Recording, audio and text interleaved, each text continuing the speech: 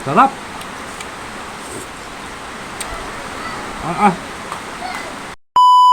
Mapagpalang araw po mga kaiye. Ngayon nga po palang araw, ako po ay naandito sa bukid. Kasama ko nga pala yung mga pinsang ko at pati yung mga bayaw ko mga kaiye. Dito nga po pala kami magluluto sa ilalim po ng puno ng abukado mga kaiye. Ngayon nga po pala sa amin ay maulan. Meron daw po kasing bagyo ngayon. Dahil nga po may bagyo, kinansil po ang trabaho ng aking mga bayaw. Kaya po ang ginawa namin ay naghanap po kami ng libre naming maiulam sa araw na to. Ito nga po pala ang aming nakuha, kung tawagin po dito sa amin ay kuhol. Ito po ay isang uri ng shell. Ito po ay nakukuha sa mga tubig tabang. Yan po sa inyong lugar, ano po ang tawag nyo dito? Ito po ba ay kinakain nyo mga kaiye? Itong kuhol po na ito po yung Tagalog, hindi po yung golden kuhol mga kaiye. Ang malimit na luto po namin ginagawa dito ay amin pong ginagataan. Bago po namin gatan yan, pagkatapos po namin linisan, amin lang pong hahalbusan. Yan lang po ihahalbusan namin sa dahon ng oregano. At 2 piraso po ng puno ng salay. Yan po kasi dahon ng oregano at salay ay nakakapagtanggal po ng lansa. Habang pinapakulo ko nga po, ako po muna ay kumuha ng sili. Yan po ay lalong sasarap pag marami pong siling inilagay natin mga kaiye.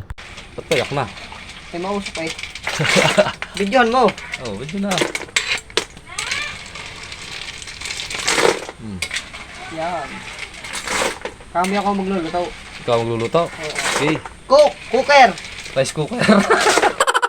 Nung okay na nga po ang pagkakahalbos, amin lang pong hinango. Pagkahango nga po namin, binuhusan lang po namin ng malamig na tubig. Yan po kasi ay isa-isahin namin tanggalin sa kanyang shell. Para pag kinain namin ay hindi na namin po susupsupin. Yan nga po, okay na po, natanggal na po namin isa-isa sa kanyang shell. Yan nga po palang nakikita yung kulay orange doon sa shell, ayan po ay hindi namin talaga isinama. Yan po ay kanyang itlog. Yan po ay may lansa, kaya hindi po namin isinama mga kaiye. Para po lalong walang lansa, lalamasin po natin sa asin. Yan po ay 3 beses kong nilamas po sa asin at 3 beses ko rin pong piniga. Yung pong paraang yun ay para po mawala yung lansa niya, pati po yung dulas niya mga kaiye. Yan po, okay na po yan, atin na pong lulutuin. Ito nga po pala sa ating lutuan ay napakababa po ng ulap. Hindi pala ulap yun, usok po pala yun. Pala napakahapdi sa mata. Ang mga ricado palang ginamit ko dyan, pong sibuyas, bawang. Meron din po yung salay, yung ginayat ko pong salay. Saka po sandamakmak na sili. Pag ganito pong ginatan ang ginawa mo sa iyong lulutuing kuhol ay napakasarap naman ho talaga mga kaiye. Ito po'y pwedeng pang ulam, lalong lalo na po pwede pong pampulutan. Kayo na po ang bahala kung ano po ang trip ninyo mga kaiye. Nung okay na po yung ginisa nating sibuyas at bawang at sili, nung masakit na po sa mata, pwede na po nating ilagay yung ating kuhol. Naglalaguto ka na. Lakas ng apoy.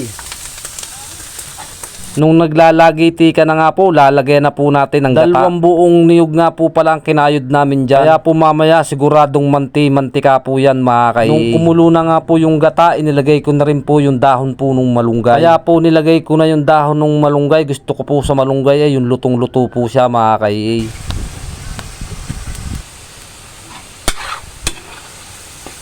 Yan na nga po, mantika na po yan, luto na po yan. Kikiman time na po mga kaiye. Maraming salamat po Panginoon sa bagong biyayang pinagkaloob mo sa amin sa araw na to. Hanggang dito na lang po ang aming video. Maraming salamat po sa inyong panonood mga kaiye.